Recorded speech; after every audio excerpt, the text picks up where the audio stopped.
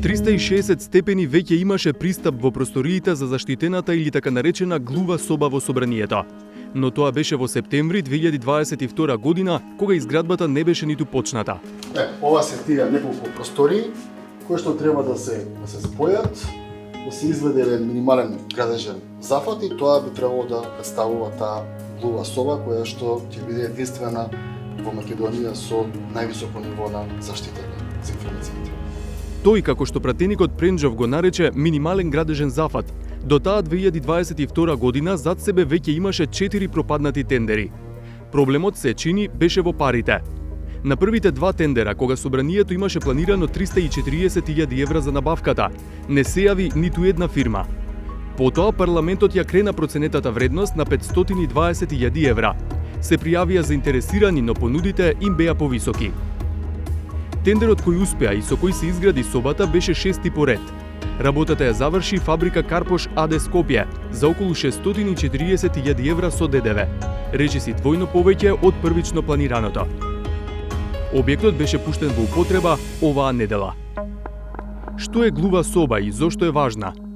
Станува збор за објект кој е целосно изолиран од околината, во кој не можат да продрат уреди за прислушување и во кој се складирани податоци до кои не може да се дојде на друг начин, освен физички да се влезе во собата.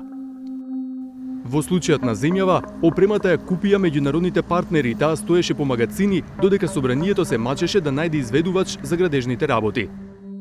Кога се отвори собата во понеделникот, не само телефоните и камерите, туку новинарите не смееа да носат ниту тефтер и пенкало со нив. Така ќе биде и со оние што тука ќе одржуваат состаноци за да работат со класифицирани и чувствителни информации, како што налагаат стандардите на НАТО и Европската Унија. Собата се наоѓа во подрумот на собранието.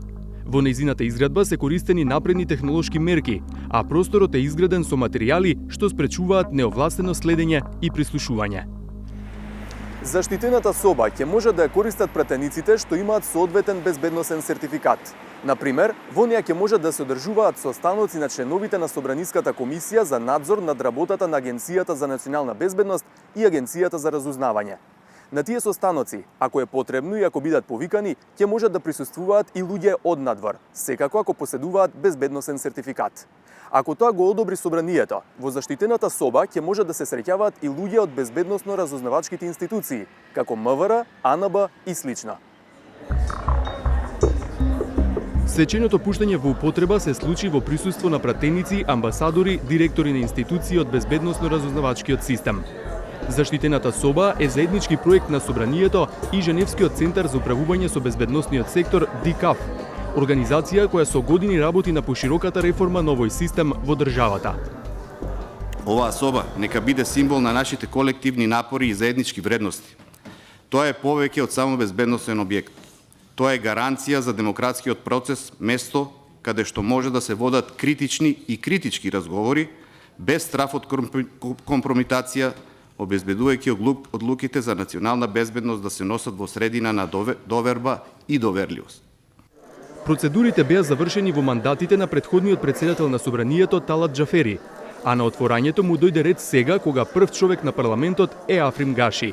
Уверен сум дека изградбата на оваа соба и исполнувањето на строгите критериуми ќе ја зголеми довербата на граѓаните во собранието и ќе ја подобри оценката и перцепцијата, особено имајќи во предвид дека за да се операционализира заштитената соба, потребно беше да се исполнат сите стандарди и безбедносни протоколи неопходни за нејзина акредитација. Координаторот на пратеничката група на ВМРО ДПМН, Никола Мицевски, вели дека проектот има широка цел. Евроатлантската интеграција на нашата земја подразбира и темелни реформи во безбедносно-разузнавачниот сектор, во институциите кои што вршат надзор и контрола, што подразбира и зајакнување на капацитетите за надзор на самото собрание. Изградбата на собата треба да создаде услови за остварување на ефективниот парламентарниот надзор над безбедносните служби. Координаторот на пратеничката група на СДСМ и поранешен министер за внатрешни работи Оливер Спасовски го нагласува демократскиот аспект. Секако дека ова е процес кој што допринесе заеднички да покажеме дека за нас најважно е колку повеќе ќе ги градиме демократски институциите во државата, на тој начин ќе обезбедиме простор и можност за јакнење и зачувување на човековите слободи и права. Акредитација на заштитената соба извршила Дирекцијата за заштита на класифицирани информации. Според директорот Стојан Славески, имплементирани се највисоките стандарди.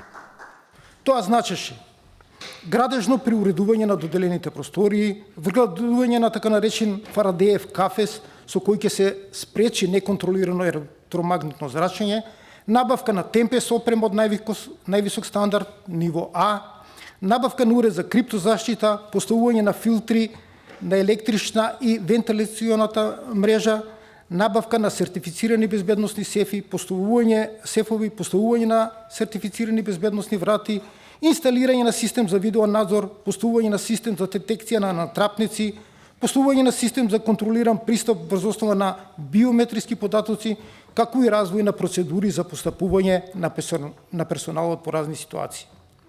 Голем придонес за реализацијата на проектот имал словенечкиот парламент, чии водство и експертиза биле клучни за изградба на заштитената соба. Last December, I had the pleasure of hosting a study visit from Sobranje, during which we presented the work of our commission. Such contacts deepen the bonds of friendship between our two countries, and just as importantly, between our two parliaments. I would also like to acknowledge the excellent cooperation between our parliamentary staff and the invaluable support provided by the Geneva Center for the Democratic Control of Armed Forces. Поддршка за овој проект доаѓа од уште еден центар во Словенија, канцеларијата на ДИКАВ во Љубљана. Let us all remind that the protection of the state secrets or confidentiality is actually a kind of a triangle or shape. You know, it's triangular shape which is composed of three main components.